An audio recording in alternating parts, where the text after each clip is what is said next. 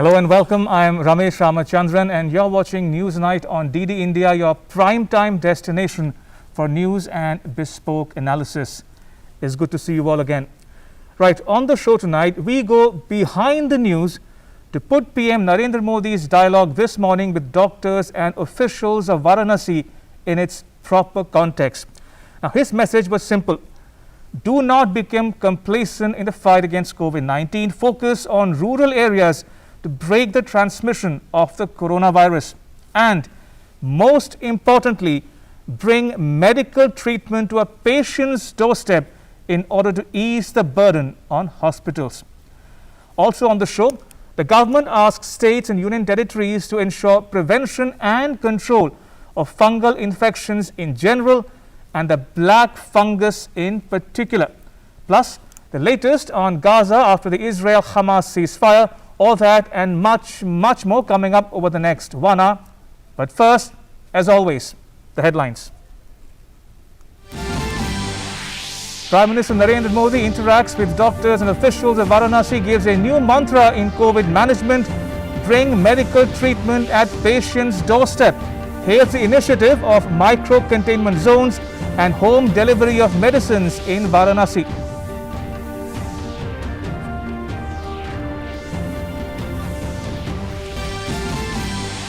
Prime Minister Modi turns emotional as he pays tribute to those who lost their battle to COVID-19, highlights the important role played by accredited social health activists and auxiliary nurse midwives, urges health workers to focus on rural areas of Banaras and Purvanchal.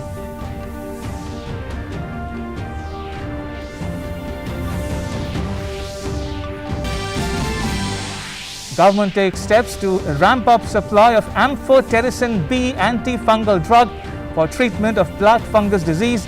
Union Health Minister Dr. Harshvardhan holds a meeting with state health ministers to take stock of the situation, says production capacity is being increased.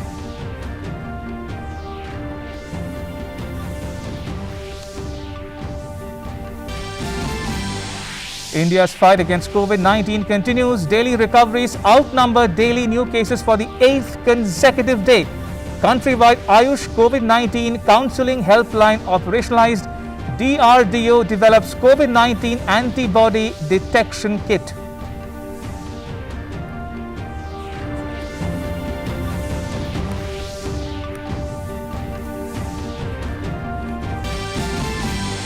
Government objects to Twitter using manipulated media tag for tweets on a toolkit used to target the government over its COVID-19 handling.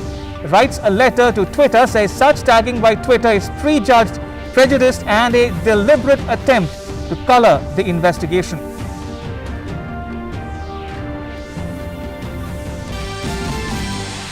Rate of minimum wage revised for central sphere employees. Government notifies and revises the rate of variable DNS allowance with effect from 1st April 2021.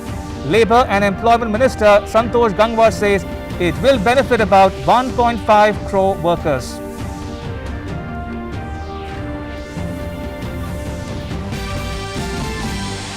Mumbai police registers a case of culpable homicide against the captain and others of the barge P305 that sank in the Arabian Sea.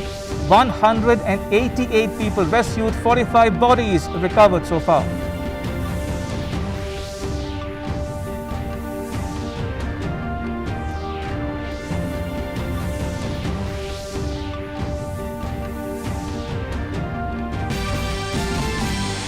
Environmental activist and pioneer of Chipko movement, Sundarlal Bahuguna passes away at Rishikesh. President, Vice President, Prime Minister and others condole his death. He was awarded the Padma Vibhushan in 2009.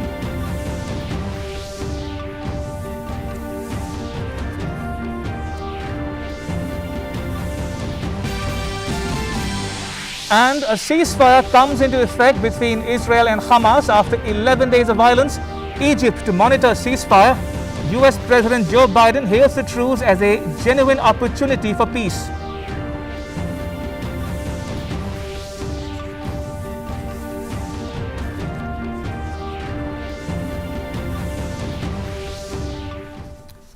Right, let me dive straight into our cover story. Now, this morning, Prime Minister Narendra Modi interacted with doctors and officials of Varanasi through a video conference. He urged health workers to focus on rural areas to contain the spread of the coronavirus. He cautioned them against the new challenge posed by black fungus to India's fight against the COVID-19 pandemic.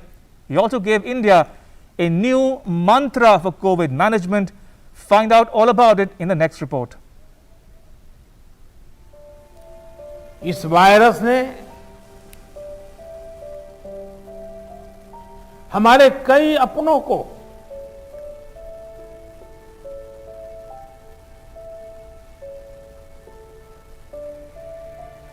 हमसे छीना है।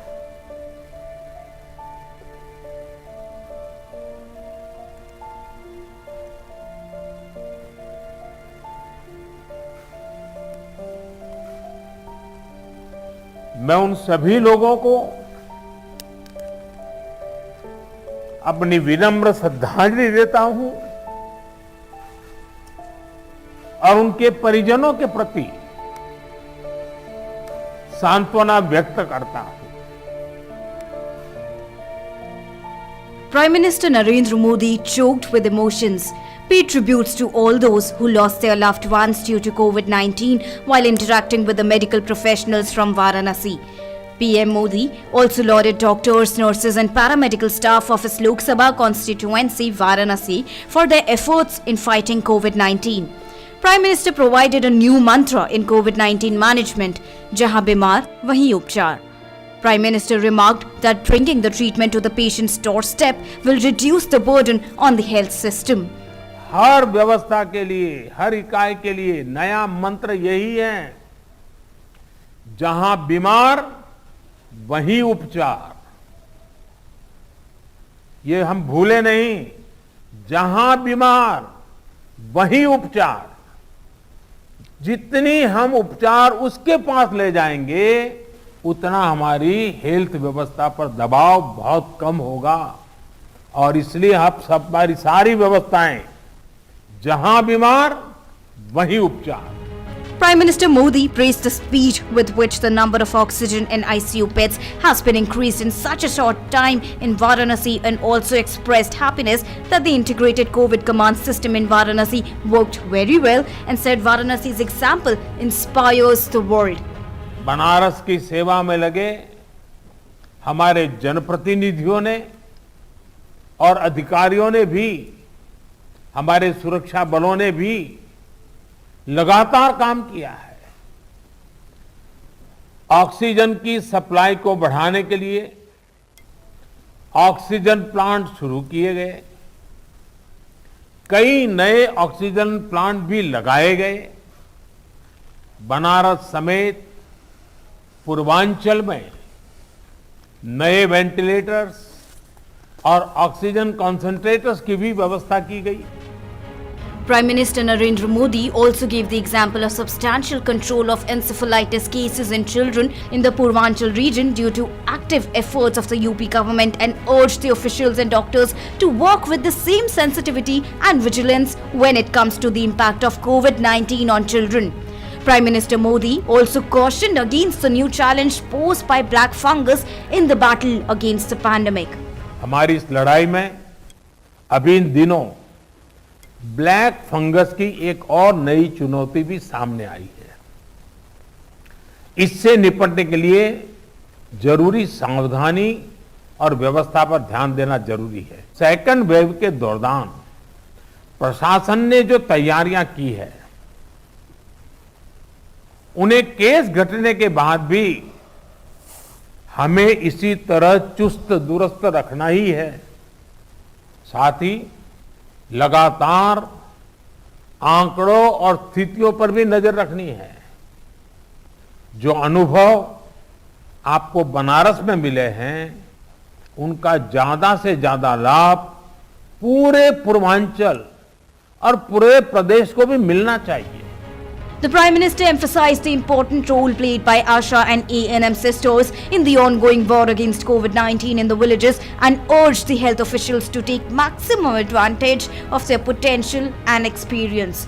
He added that during the second wave, the frontline workers have been able to serve the people safely because they were already vaccinated.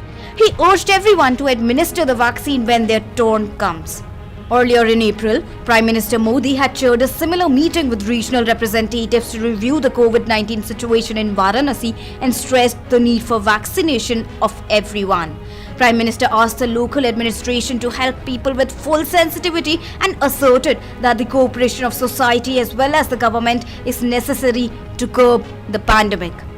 Bureau Report, DD India. All right, now listening to some reactions from doctors and officials who got the opportunity to interact with Prime Minister Modi. प्रधानमंत्री जी ने हम सभी को मनोबल बढ़ाया है और बहुत बहुत धन्यवाद कहा है कि यहाँ की जनता इस कोविड-19 की दूसरी लहर के लिए पूरे मनोभाव से लगी है। विश्वास दिलाते हैं कि ईश्वर ने हमें लोगों की सेवा करने की श्रेणी में रखा है और सबसे पहले वैक्सीन में प्राप्त करने वाली श्रेणी में रखा है, तो ये हमारा दायित्व बनता है कि हम आज पूरी बनारस की जनता और देश की जनता का हेल्थ केयर वर्कर की तरफ से आश्वासन देते हैं कि हम अपने तहे दिल से अपनी मेहनत के साथ इस लड़ाई को जीतेंगे। उन्होंने इस बीमारी से, इस महामारी से लड़ने के लिए जितने भी हैं आपके वैक्सीनेशन को लेके, आपके हॉस्पिटल्स को लेके, बेड्स को लेके, ऑक्सीजन को लेके, हर विषय पर अपना मार्गदर्शन दिया। हर मरीज को हमेशा बिस्तर मिल पाए, इलाज मिल पाए और उसके घर के पास मिल पाए, यही मुख्य उनका हमारे आज के बारे में उनका जो वार्ता का सार मैं बोल सकता हूँ। Right, now to another story we are tracking here on Newsnight. The COVID pandemic has compounded matters by amplifying fungal infections.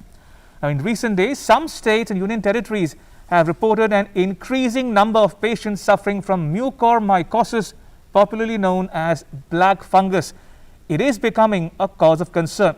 Now, the Health Ministry has advised states and union territories to review their preparedness for infection prevention and control, as well as hygiene and sanitation in hospitals. Even as the second wave of COVID-19 begins to recede, the black fungus, which affects the brain, lungs and sinuses, has emerged as a new health challenge. Meanwhile, the entire government machinery has geared up and moving in right direction to find out the solution. आजकल black fungus के बारे में बहुत चर्चा है और इसके cases भी जो है देश में स्थान स्थान पर आ रहे हैं। सरकार के माध्यम से, उसके संदर्भ में एक्सपर्ट्स के माध्यम से सभी संबंधित जानकारियां दी जा रही हैं। उसकी दवाई का प्रोडक्शन, उसकी उपलब्धता को भी रैंप अप करने के लिए department of pharmaceuticals, drug controller, उनकी तरफ से भी विशेष प्रयास हो रहे हैं। The Government of India is proactively making all-round efforts to ramp up supply and availability of amphotericin B antifungal drug for treatment of black fungus disease. 5 additional manufacturers have been given licenses within the country. Production by existing 5 manufacturers is also being substantially ramped up. 1,63,000 vials of amphotericin B to be available domestically this month, to be increased to 2,55,000 vials next month, and apart from this, 3,63,000 vials of this medicine and 3,15,000 vials to be imported next month. AIIMS Director Dr. Randeep Guleria said that increased cases of fungal infections reported in COVID-19 patients due to uncontrolled diabetes and overdose of steroid. It does not cause infections in healthy people. Before COVID, we would occasionally see fungus with this mucormycosis in patients who had poor control of diabetes, who had underlying transplant and were on drugs post-transplant, or cancer patients who were getting chemotherapy. But with COVID-19, the number has increased dramatically. The root cause for the emergence of black fungus cases is lack of hygiene while delivering the oxygen to patients, combined with the indiscriminate use of steroids in this treatment of COVID-19. जहाँ ये fungus लगा है, तो diagnosis में ये पता लग जाए कि नोज में स्टफीनेस है, पेन है, या एक साइड पे कोई, या गाल के ऊपर कोई स्वेलिंग हो रही है, या दांत कोई लूज हो रहा है, या कोई पैच दिख रहा है मुंह में, कोई फंगस टाइप के ब्लैकिश टाइप, तो इसका मतलब ये है कि उसी टाइम आपको पता लग जाएगा कि मुझे संक्रमण हुआ, मुझे स्टेरॉइड दिए गए मैं हाई डायबिटिक हूँ तो अपने आप को चेकअप करवा लेना चाहिए। All efforts are being made to speed up supply to the states. एक इंजेक्शन जिसका ये बार बार जिक्र होता है, जिसके लिए इन लोग ने कहा भी है कि इसको कंट्रोल करने के लिए वो इंजेक्शन, क्योंकि अभी पूरे भारतवर्ष में भी कंपनियों द्वारा बहुत कम सप्लाई दे रही है, इसलिए उसका पूरा वितरण, उस कंपनी के उत्पादन का, उस इंजेक्शन का वितरण ये केंद्र सरकार ने स्वयं अपने हाथ में ले लिया है और सभी राज्यों को संख्या के आधार पर वो वितरण करना शुरू कर दिया। Around 200 cases of black fungus have been reported in the capital, New Delhi. 197 cases Delhi में एडमिटेड थे सभी अस्पतालों में मिलाकर, और 197 में दिल्ली के पेशेंट भी थे, दिल्ली से बाहर के पेशेंट भी थे। इसकी जो दवाई है उस दवाई के लिए केंद्र सरकार ने उसको कंट्रोल किया है, केंद्र सरकार सबको कोटे के हिसाब से दे रही है। दिल्ली को अभी उन्होंने 2000 के लिए कहा है देने के लिए, जैसी चीज़ मिलेगी हम अस्पतालों को दे रहे हैं। First case of black fungus has also been confirmed in the Medical College of Jammu. Cases of black fungus are also being reported in Rajasthan. Alongside monitoring of cases as well as ramping up availability of medicines, creating awareness among both the patient and doctor communities is crucial to control black fungus infections. With Nitendra Singh, Bureau Report, DD India. Right, time now for our In Focus segment in which we are discussing about black fungus, steps taken for its prevention and control. And joining me are two very special guests, Dr. Alok Thakkar, Professor and Head of the ENT Department at the All India Institute of Medical Sciences, New Delhi. And my second guest is also from the same institute, Dr. Nikhil Tandon, Professor in the Department of Endocrinology at the All India Institute of Medical Sciences, New Delhi. Gentlemen, welcome to News Night. Dr. Thakkar, if I can start with you. Now, I want to spend the next 15, 20 odd minutes with both of my guests to demystify some of the issues involved here. Help our viewers understand one thing to open the discussion with. What is mucormycosis or black fungus? What are its symptoms? How common or how prevalent is it in India today as we speak? And are there any particular states which are reporting high incidence of mucormycosis? Dr. Thakkar? So, mucormycosis is an infection with a fungus. It's not a black fungus. That's quite wrong.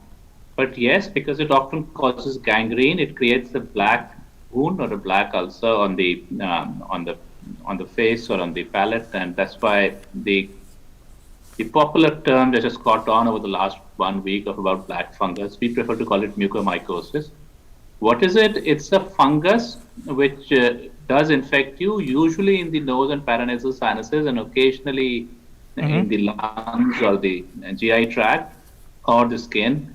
It rarely, very, very rarely affects anybody who's otherwise healthy. It generally tends to infect people only who are otherwise unwell with decreased immunity.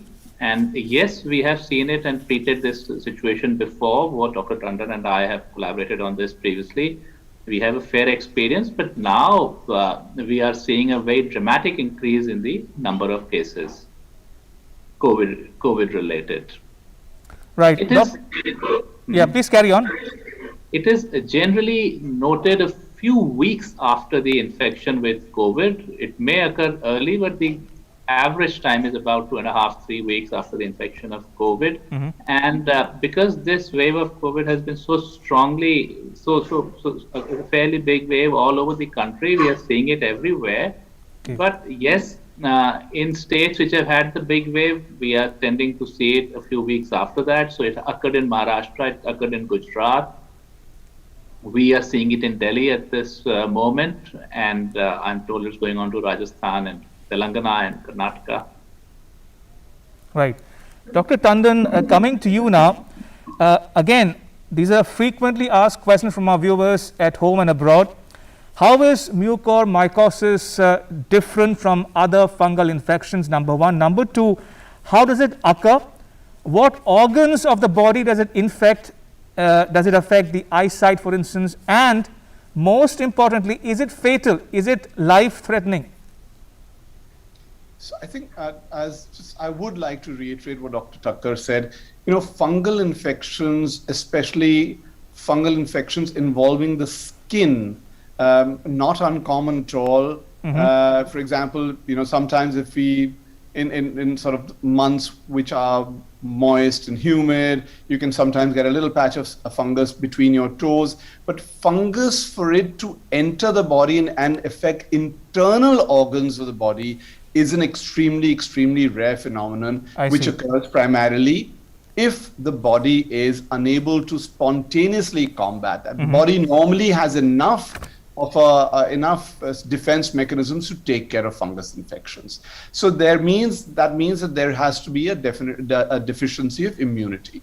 Now, these spores are present normally in the environment. They may be more abundant in certain places like, damp walls, construction sites, gardens, rubbish dumps, maybe, things which have been left lying unattended for a period of time, but they're always there.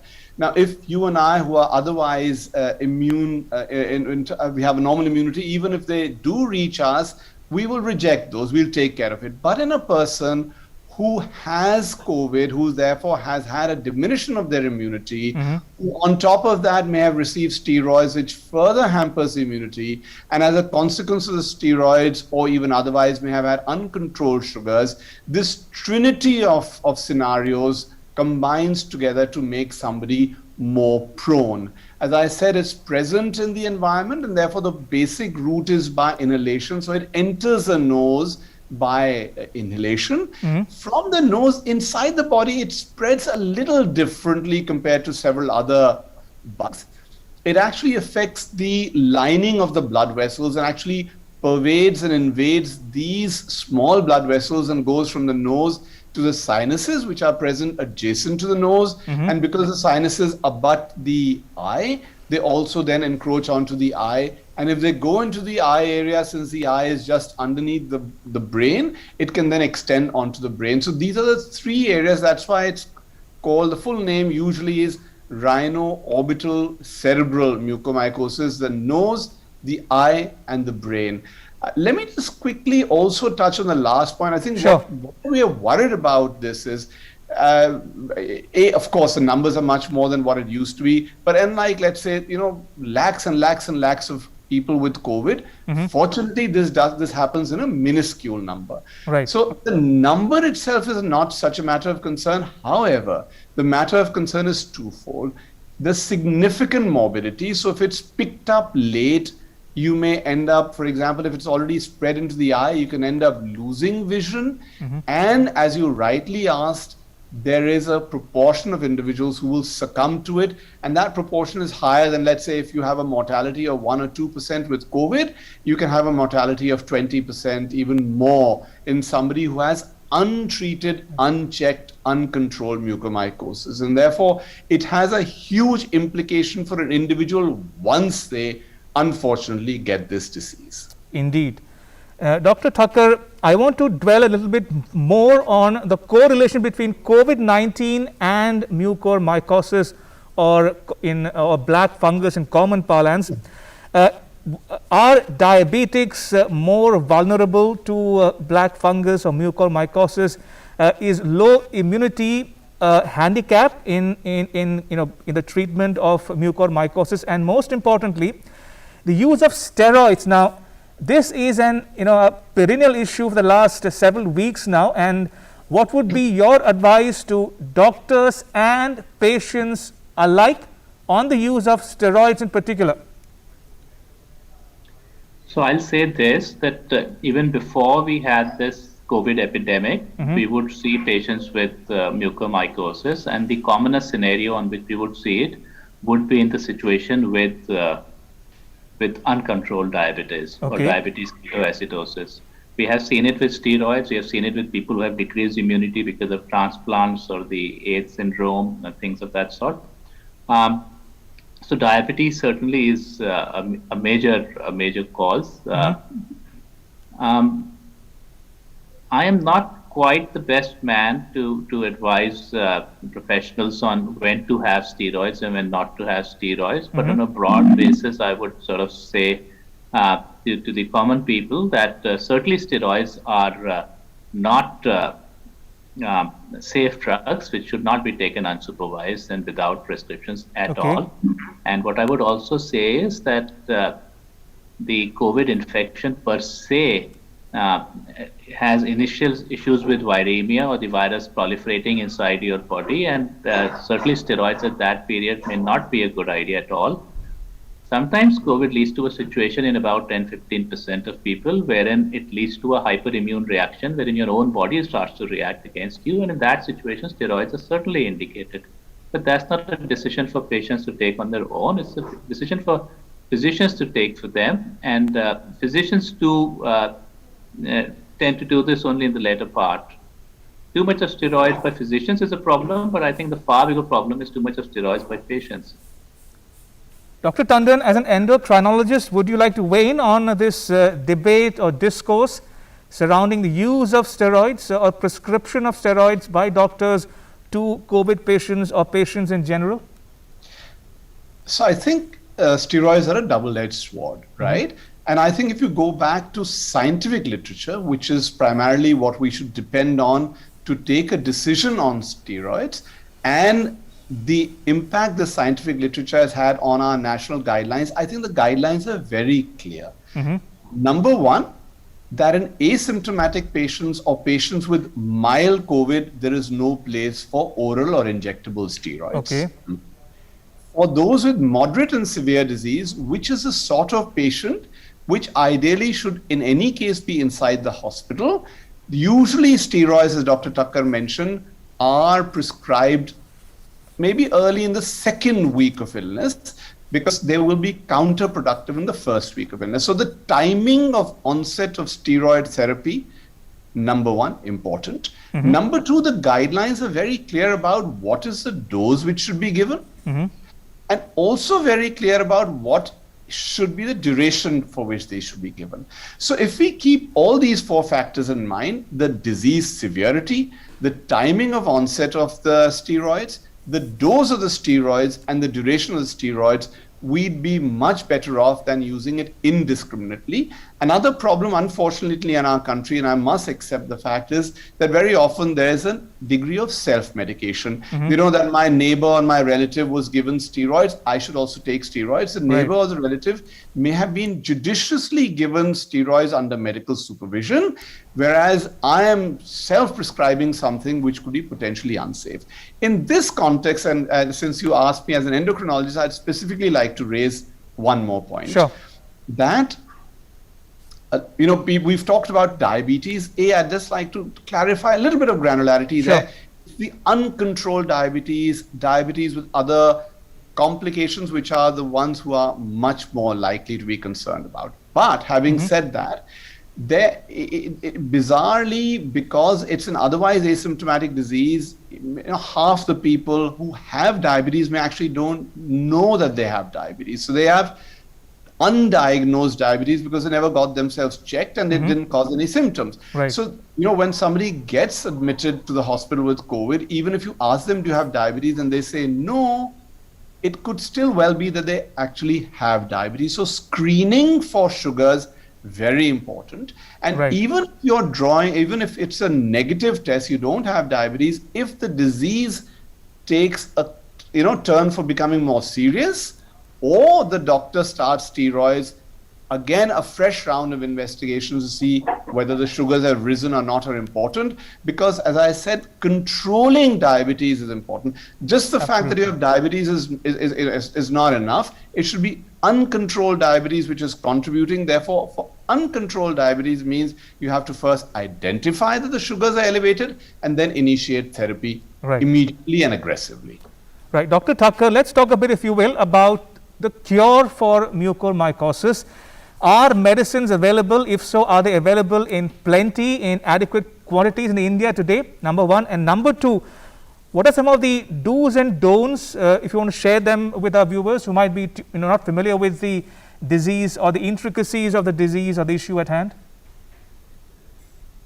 So the treatment for this illness involves medicines with antifungal medicines, which are very akin to antibiotics, but these are for the fungus.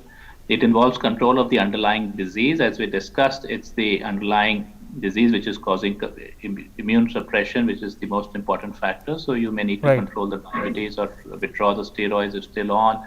And if there's any other issue, there might be a kidney disease which is causing decreased immunity. So principles, number one, to control the underlying immune issue, which we do. Number two, to use antifungals.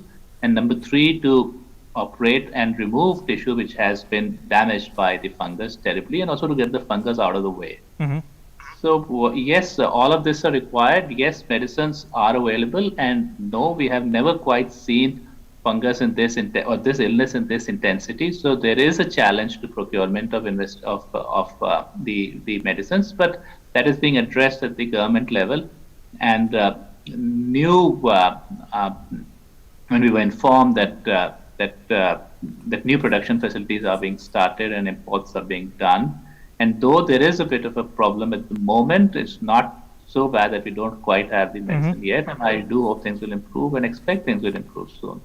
Right. Dr. Tandon, I'm afraid I'm running out of time, so I will have to leave it at that. May I thank both my guests, Dr. Tandon, Dr. Nikhil Tandon, and Dr. Alok Thakkar for joining us on Newsnight tonight. Thank you for your time. Appreciate it. Right, shifting focus to some other news related to the COVID-19 pandemic from across the country. Now, for instance, there's a steady progress in vaccinations. Over 19 crore vaccine doses have been administered so far, but that's not all. India has conducted the highest ever number of tests in the last 24 hours, that is 20.61 lakh. It is another record in the fight against the pandemic. Also, daily recoveries outnumber daily new cases for the 8th consecutive day. Take a look. Daily new cases for the 8th consecutive day. COVID-19 vaccines administered across the country crossed its 19 crores. More than 86 lakh beneficiaries from the age group 18 to 44 years of age vaccinated so far. Oxygen Expresses delivers record 1,118 metric tons of oxygen in a day. Total 13,319 metric tons of oxygen delivered so far in 814 tankers and 208 Oxygen Expresses. That is in a snapshot where India stands as far as the battle against COVID-19 is concerned. At the helm of affairs, Union Health Minister Dr. Harshvardhan continued the series of review meetings with states. In a video conference with 9 states and union territories, including Goa, Chhattisgarh, Himachal Pradesh and Jammu and Kashmir, he expressed concern over the situation in Chhattisgarh since 1st of May. Since 1st May, I think this is also quite worrying. 3,117 deaths since 1st May in Chhattisgarh, as per whatever information I have. And in the genome sequencing, in around 20% of the samples, we have found the presence of B1.617 mutant. Talking about the efforts to deal with the COVID-19 in states, Chhattisgarh has modified its testing policy for those entering the state.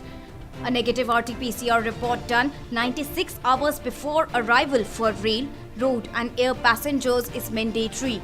In Goa, curfew has been extended till 31st of May.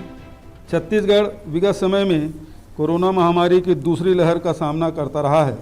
अब प्रदेश की जनता के मनोबल, अपूर्व सहयोग, राज्य सरकार की सेवा भावना से परिपूर्ण होकर सारी व्यवस्थाएं किए जाने के फलस्वरूप हम दूसरी लहर से उबरने की स्थिति दिख रहे हैं। हमने सबसे पहले fisheries department, captain of port department, electricity department, इस सबको अलर्ट किया था। इससे यानी फिशरीज और बाकी से ज़्यादा कुछ यानी कैजुअल्टी नहीं हुई। सभी लोग यानी जो समुद्र में जाते थे वो जाना उन्होंने बंद कर दिया था। और आजकल जो हमने कैजुअल्टी वहाँ देखी, 2 डेथ गोवा में रिपोर्टेड है। Uttar Pradesh Chief Minister Yogi Adityanath held a meeting with public representatives and officials after inspecting the integrated COVID-19 command center at Lakhimpur Kheri. The daily cases in the state have shown a steady decline from over 38,000 on 24th of April to around 7,700 daily cases as on date.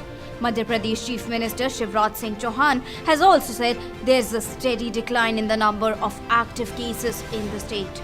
पिछले 20 दिनों के अंदर जो बृहद अभियान चला है ग्रामीण क्षेत्र में, शहरी क्षेत्र में, आज उसका परिणाम है कि पिछले 20 दिनों के दौरान 2,04,000 एक्टिव केस प्रदेश के अंदर कम हुए हैं।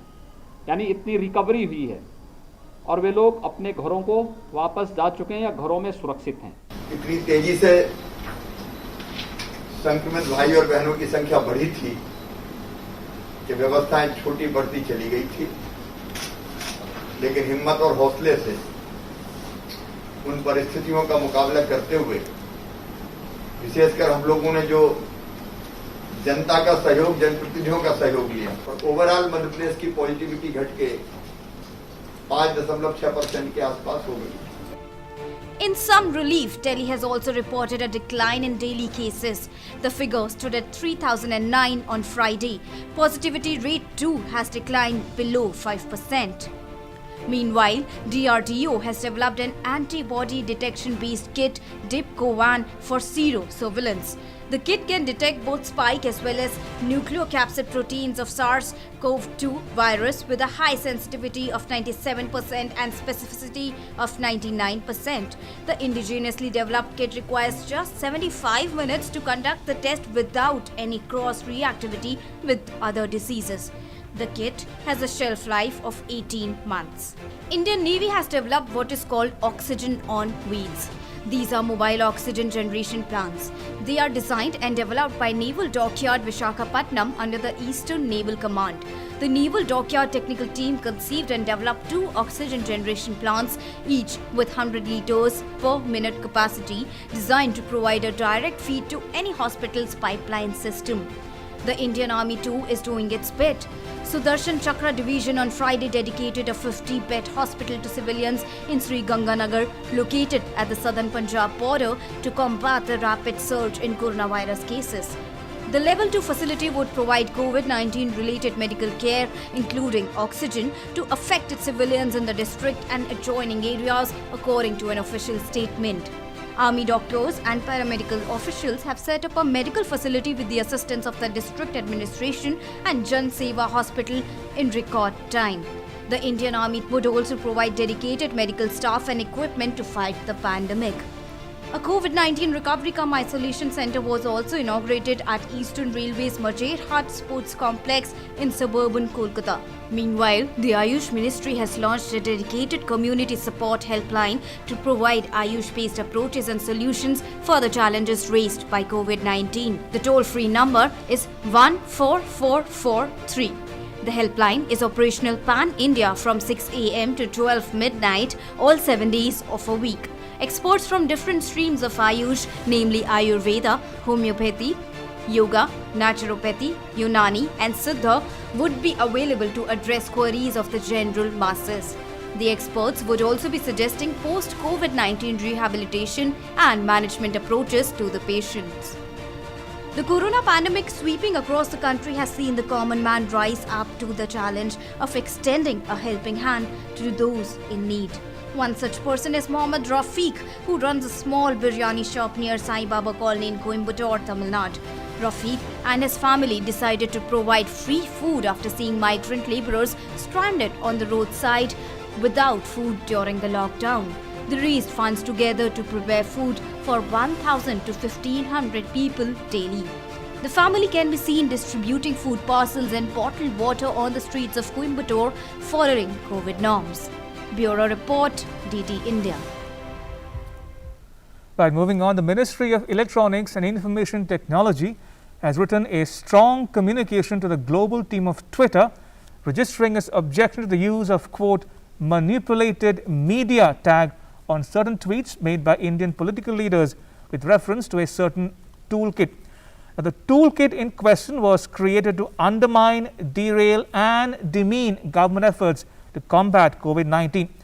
In its communication to Twitter, the ministry said, a complaint has been made by concerned parties before local law enforcement agency that is undertaking the investigation to determine the veracity of the toolkit. The Ministry of Electronics and IT also stated in its communication that Twitter unilaterally chose to go ahead and designate certain tweets as manipulated, whereas such tagging by Twitter appears as prejudged, prejudiced and a deliberate attempt to color the investigation. Further, the ministry termed such action by Twitter as an effort to influence the fair investigation process. The ministry also said this action dilutes the credibility of Twitter as a neutral and unbiased platform, putting a question mark on the status of Twitter as a quote-unquote intermediary. In conclusion, the government asked Twitter to remove the manipulated media tags affixed prejudicially in the interest of fairness and equity. At a time when the country is struggling with the second wave of COVID pandemic, in a major relief to different category of workers engaged in various scheduled employments in the central sphere, the Ministry of Labour and Employment has notified and revised the rate of variable DNS allowance with effect from the 1st of April 2021. हमारे मंत्रालय द्वारा केंद्रीय क्षेत्र में अनुसूचित रोजगारों में कार्यरत श्रमिक भाई बहनों के लिए दिए जाने वाले महंगाई भत्ते की राशि 1 अप्रैल 2021 से बढ़ाए जाने का आदेश मुख्य श्रम आयुक्त द्वारा जारी कर दिया गया है और ये लाभ तत्काल से ही मिलना शुरू हो जाएगा और इससे लगभग 1.5 करोड़ श्रमिक भाई बहन को उनकी दैनिक मजदूरी में इस बढ़ोतरी का सीधा लाभ मिलेगा। Sundarlal Bahuguna, a pioneer of the Chipko movement against deforestation in the 70s, passed away due to COVID-19 in Uttarakhand. He was 94 years old. Bahuguna was undergoing treatment at the All India Institute of Medical Sciences in Rishikesh. President Ramnath Kovind, Prime Minister Modi and other ministers condoled his death. Noted environmentalist and architect of the Chipko movement, Sundarlal Bahuguna was born on 9th January 1927 in Uttarakhand's Tehri district. During 1970s, when reckless cutting of trees began affecting people's livelihoods in Garhwal, Bahuguna led a local movement to preserve forests. In the year 1974, Chipko movement gained momentum when locals went into the forest and by hugging the trees formed a circle and guarded them. Later, a 15-year ban was imposed by the then government on cutting trees in the region. Recipient of India's second highest civilian award, Padma Vibhushan, and several other awards, Bahuguna also led charge against the construction of Tehri Dam and also went on hunger strike for 84 days. His protest continued till the last phase of the construction of the Tehri Dam. Bahuguna was also against the construction of luxury hotels in the foothills of Himalayas. He also fought relentlessly against the ban on entry of untouchables into the temple and opening of liquor shops. Sundarlal Bahuguna was an eminent Gandhian environmentalist and spent his life persuading and educating the villagers to protest against the destruction of forests.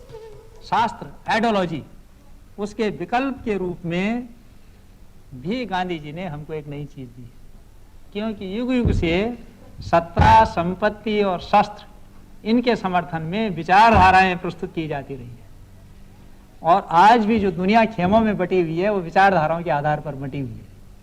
ये विचारधाराएं सिवाय इसके कि सत्ता, संपत्ति और शस्त्र को समर्थन करें कुछ नहीं करती। तो गांधी जी ने क्या कहा?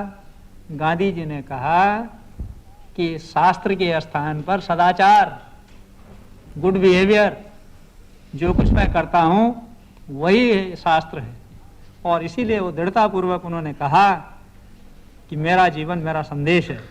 मैं समझता हूँ भारतीय संस्कृति की इससे उत्कृष्ट कोई दूसरी प्रस्तुति नहीं हो सकती है। Expressing grief on his demise, President Ramnath Kovind said, "The demise of Sri Sundarlal Bahuguna marks the end of a glorious chapter in the field of conservation.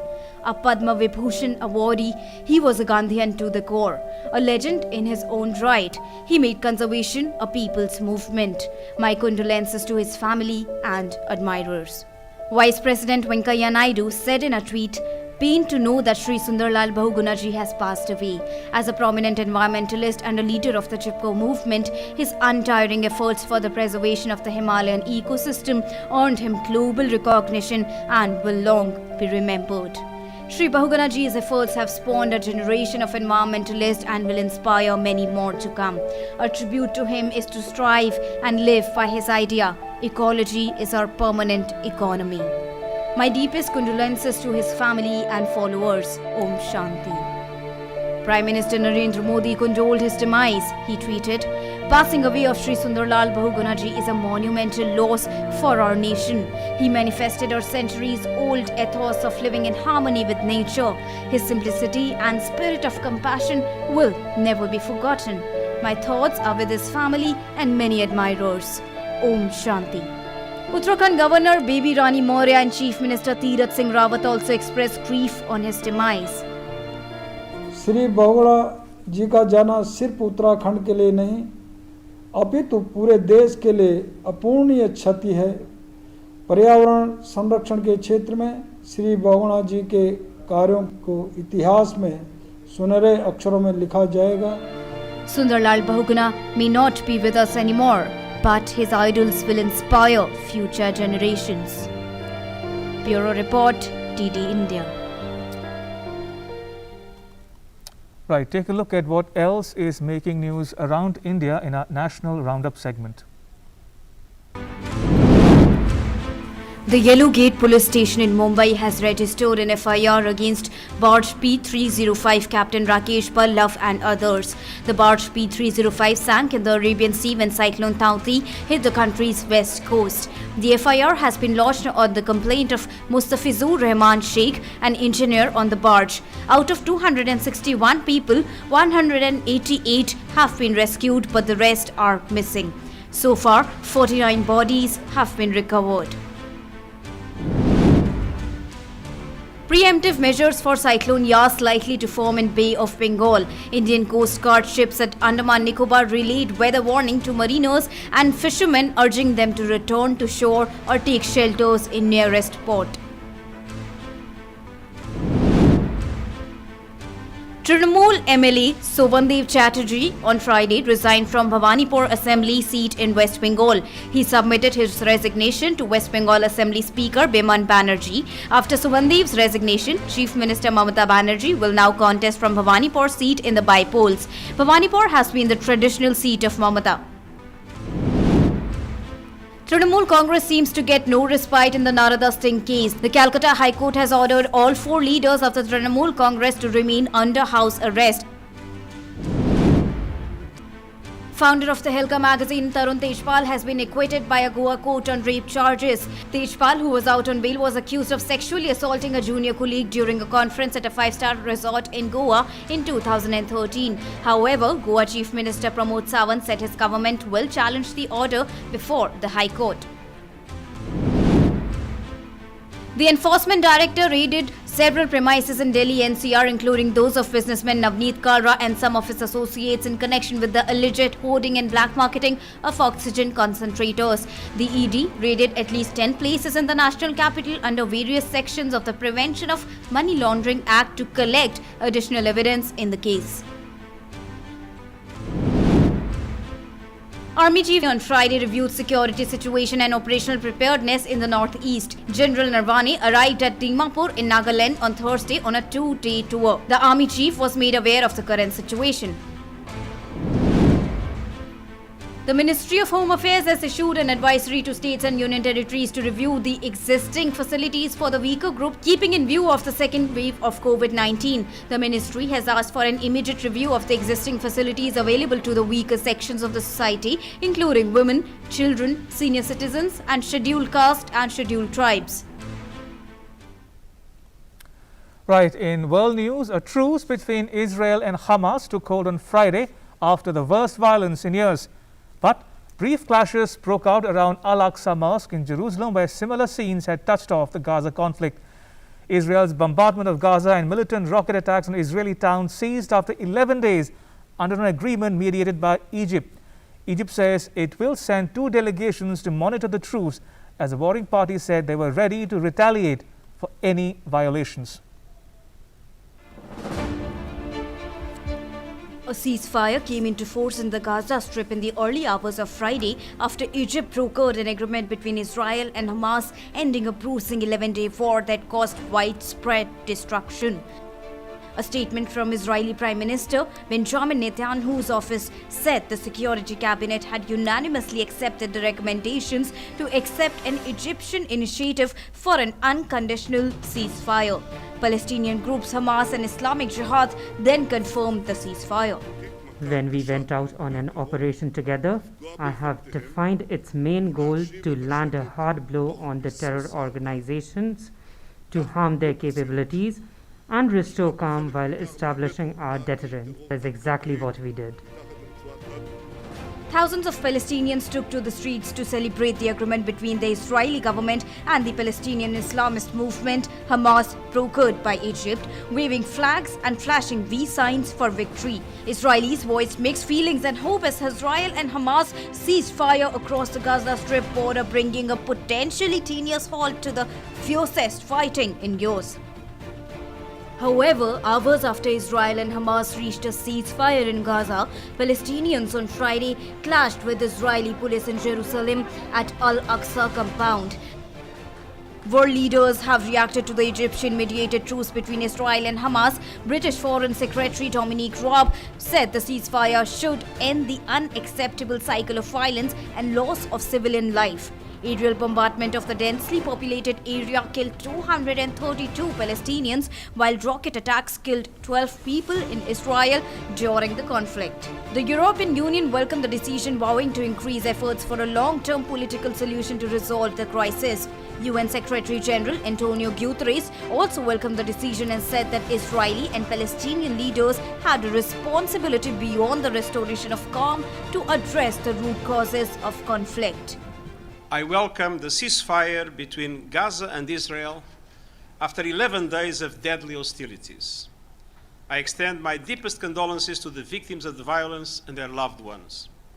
France has also welcomed the ceasefire and said it puts an end to a cycle of violence, also hailed the fundamental role played by Egypt as a mediator.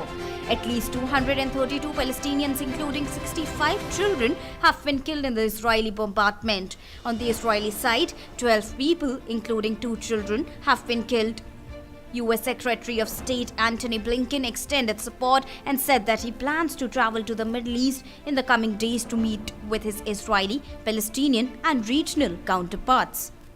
I am prepared at any time to go to Israel, to the Middle East, if that would serve the purpose of moving beyond the violence and helping to work on improving lives for Israelis and Palestinians alike. US President Joseph Biden pledged humanitarian and reconstruction aid for Gaza as he hailed a deal to end 11 days of fighting between Israel and Hamas. I extend my sincere gratitude to President al-Sisi and the senior Egyptian officials who played such a critical role in this diplomacy. Bureau Report, DD India. In other news, NATO Secretary General Jens Stoltenberg on Friday underlined the importance of a peaceful resolution to resolve the escalation of tensions between Russia and Ukraine. Speaking after a Paris meeting with French President Emmanuel Macron, Stoltenberg called Russia's building up of troops near the Ukraine border a disturbing pattern of Russian aggressive actions, but that NATO remains committed to dialogues with the country. Relations between Moscow and Kyiv collapsed after Russia annexed the Ukrainian region of Crimea in 2014, and Russian-backed separatists took control of a chunk of eastern Ukraine that same year. Around 30 migrants stormed into Spain's North African enclave Melilla in several attempts early on Friday, scaling the high razor-wired fence that separates it from Morocco, authorities said. The jump comes days after thousands of migrants flocked from Morocco into the other Spanish city in North Africa, Ceuta. The migrants were mainly from Morocco and managed to cross into Melilla in several attempts, climbing over 20-foot fence. The World Health Organization on Friday said the official totals showing the number of deaths directly or indirectly attributed to the COVID pandemic are likely to be a significant undercount. Presenting its annual World Health Statistics report, the WHO estimated that total deaths from COVID-19 pandemic in 2020 were at least 3 million last year, or 1.2 million more than officially reported. The UN agency officially estimates that around 3.4 million people have died directly as a result of the COVID pandemic by May this year. French President Emmanuel Macron on Friday said France is committed to share at least 30 million doses of different COVID vaccines by the end of this year. Speaking during the G20 summit hosted by Italy, Macron said France is one of the first countries to commit COVAX, a vaccine sharing program co-led by the WHO. He announced that France will provide an additional 500 million euros to the ACT Accelerator, a tool of the WHO to distribute COVID vaccines, drugs and tests across the world. And that's a wrap, but news continues here on DD India. You can catch all the latest updates on our social media, mobile and digital platforms. Please don't forget to wear a mask, preferably two, like I am. Also, wash your hands regularly and practice physical distancing at all times. Remember, now is not the time to be adventurous. Now is the time for abundant caution. Thanks for watching. Bye-bye.